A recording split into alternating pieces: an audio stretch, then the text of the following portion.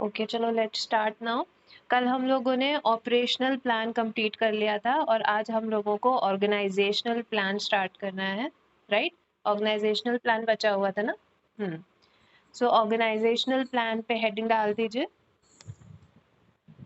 थोड़ा सा लिख लेते हैं उसके बाद फिर एक्सप्लेन करते हैं। An organisational plan is basically an organizational plan is basically a to-do list for an organization.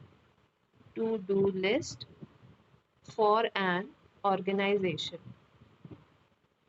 It lists out the plan of work. Yeah, it explains, लिख लेना. It explains the plan of work, programs, and organizational growth.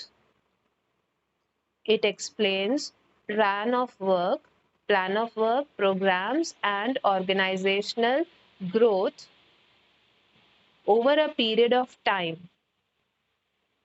Organizational growth over a period of time, say 6 months or a year. Say 6 months or a year. Full stop. The tasks involved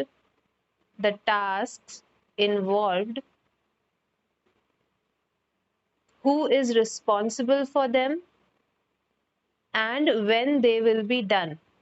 The tasks involved, who is responsible for them and when they will be done. ठीक है, तो ये 3 points आप लोगों ने लिख लिए। सो organisational plan का जो मेन मीनिंग है वो ये है कि हम जब एक ऑर्गेनाइजेशनल प्लान बनाते हैं तो पहले तो हमको ऑर्गेनाइजेशनल स्ट्रक्चर के बारे में बताना पड़ता है कि हमारा जो बिजनेस है, हमारी जो कंपनी है, हमारी जो ऑर्गेनाइजेशन है, उसका हायरार्किकल स्ट्रक्चर क्या है ना। जैसे हम लोगों ने मैनेजमेंट में भी पढ़ा हुआ है, तुम लोगों ने सेमेस्टर 1 में पढ़ा होगा कि पहले CEO होता है, देन उसके बाद आपका दूसरे फिर मैनेजर्स होते हैं, फिर मैनेजर्स के अंदर अदर स्टाफ आते हैं, अकाउंटेंट्स आते हैं, मार्केटिंग, अलग अलग सेक्शंस के लोग आते हैं। तो उसके बाद है सेक्शंस के बाद एंड देन फिर उसके बाद जो है मेन एम्प्लॉयज आते हैं और फिर एम्प्लॉय के बाद फोरमैन आते हैं। सो ये स्ट्रक्चर होता है एक तरीके का। ये सारी चीज़ें हमको ऑर्गेनाइजेशनल प्लान के अंदर पहले तो एक्सप्लेन करनी होती है, फिर उसके बाद हमें ये एक्सप्लेन करना होता है कि कौन कौन सी पोजीशन पे कौन कौन से लोग हैं और वो क्या क्या टास्क परफॉर्म करेंगे और कितने टाइम पे करेंगे, क्या क्या उनकी जॉब्स हैं, वो सारी चीज़ें। ठीक है, तो organisational plan is basically about the company structure, hierarchical structure. उसको एक्सप्लेन किया जाता है कि कौन किस पोजीशन पे है एंड देन कौन कौन क्या क्या टास्क कंप्लीट करेगा, किसकी क्या जॉब है, कौन किस पोजीशन पे है, उनकी आपस में क्या रिलेशनशिप्स हैं, यानी कि एम्प्लॉय एम्प्लॉयर की फॉर्मल रिलेशंस के बारे में बात हो रही है यहाँ पे, कि वो कौन से टास्क परफॉर्म करेंगे, कितने टाइम पे करेंगे। तो ये सारी चीज़ें जो है पार्ट होती है ऑर्गेनाइजेशनल प्लान की। क्लियर हो गया क्या होता है? अब लिख लेते हैं इसको हम लोग। ऑर्गेनाइजेशनल प्लान किस काम आता है, मतलब तो what does it help for, क्या इम्पोर्टेंस है इसकी। ठीक है, तो लिख लो उसमें इम्पोर्टेंस डाल दो, या तो heading importance of organisational plan. So इसमें 3-4 पॉइंट्स है। नंबर 1 पे लिख लीजिए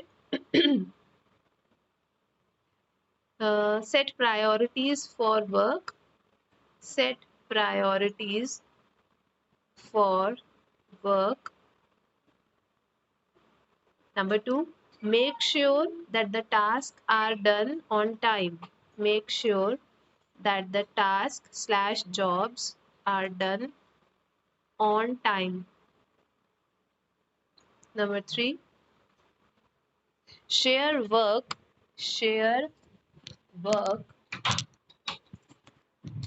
among staff, board members and volunteers. Share work among staff, board members and volunteers. VOLUNTEERS, volunteers.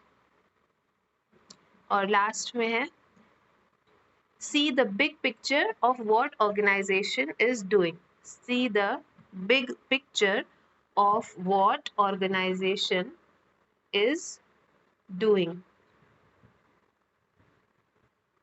ठीक है. सो ऑर्गेनाइजेशनल प्लान किस चीज में हेल्प करता है? हमारे वर्क को, जो भी बिजनेस का ऑनगोइंग वर्क है उसको प्रायोरिटाइज करने में. क्यों?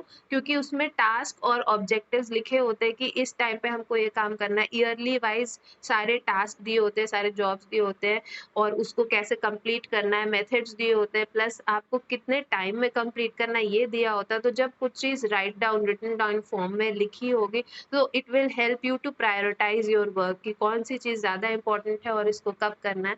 सो इसलिए ये प्रायोरिटाइज करने में हेल्प करता है. प्लस जो भी काम हमने डिसाइड किया है उसको टाइम पे कंप्लीट करने में भी हेल्प करता है. देन उसके बाद क्या काम हेल्प करता है ये कि स्टाफ में, बोर्ड मेंबर्स में और वॉलंटियर, क्योंकि हर काम हर इंसान नहीं कर सकता. जो जिस पोजीशन पे है उसका वो पर्टिकुलर उसको जॉब मिला हुआ है, राइट. तो जब आप उसको लिख दोगे, जब आप उसको पहले से प्री डिसाइड कर लोगे तो उससे क्या होगा, जो भी काम है वो डिवाइड हो जाएगा स्टाफ मेंबर्स में, बोर्ड मेंबर्स में और वॉलंटियर्स में. तो इसलिए it also helps in sharing the work among these people. Then last क्या है कि जब आप एक फॉर्मेट में चीज़ों को लिख देते हो, जब एक फॉर्मेट में आप हर चीज़ को प्री डिसाइडेड फॉर्म में लिख देते हो, टारगेटेड फॉर्म में लिख देते हो, so what happens is you get to see the clearer picture of what organization will be doing in the long run. आगे क्या करेगी ऑर्गेनाइजेशन ये आपको समझ में आ जाता है, एक बिग पिक्चर दिख जाती है ना. सो ये सारी चीजें हैं, इस वजह से हमको एक ऑर्गेनाइजेशनल प्लान को भी इंक्लूड करना पड़ता है अपने बिजनेस प्लान में. हम लोग बिजनेस प्लान के कंपोनेंट्स ही तो कर रहे हैं ना, तो उसमें ऑर्गेनाइजेशनल प्लान का ये रोल है. ठीक है. ऑर्गेनाइजेशनल प्लान का हमने डेफिनेशन देख ली, इंपॉर्टेंस देख ली.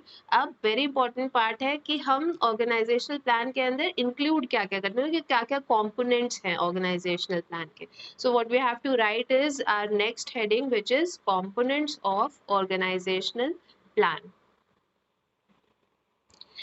ठीक है. तो ऑर्गेनाइजेशनल प्लान में सबसे पहले जो हमें ऐड करना होता है वो होता है ऑर्गेनाइजेशनल स्ट्रक्चर, जो जिसके बारे में भी हम लोग बात भी कर रहे थे कि क्या हायरार्की है आपके ऑर्गेनाइजेशन की, कि पहले सबसे कौन आता है एंड देन उसके बाद आपने किसको अथॉरिटीज डेलीगेट करना है, देन उसके बाद नीचे सबसे कौन आता है.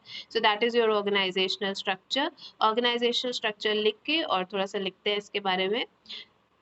The organization section, the organization section sets up the hierarchy of people, sets, S-E-T-S, sets up the hierarchy of people involved in the business, involved in the business. ठीक, यानी कि हमको अभी हायरार्की सेट करना है. जो भी बिजनेस के अंदर लोग हैं उनकी हायरार्की डिफाइन करनी है कि कौन किस पोजीशन पे बैठा है. Full stop. It's often set up in a chart form. It's often set up in a chart form. इसको भी लोग चार्ट फॉर्म में बना भी लेंगे, बहुत कॉम्प्लिकेटेड वाला नहीं बनाएंगे, थोड़ा सा इजी फॉर्म में 3 tier वाली हायरार्की बना लेंगे. It's often set up in a chart form. Full stop. If you have partnership or multi-member company, if you have a partnership or multi-member company, you indicate who is the president or CEO, comma, director of marketing, comma, director, multi-member company. Then you have to indicate who is the president. Then you have to indicate who is the president or CEO. CEO का full form पता है ना सबको? Chief executive officer. Who is the president or CEO, comma, director of marketing. और कौन कौन से departments हो सकते हैं एक ऑर्गेनाइजेशन में? मार्केटिंग डिपार्टमेंट हो सकता है, और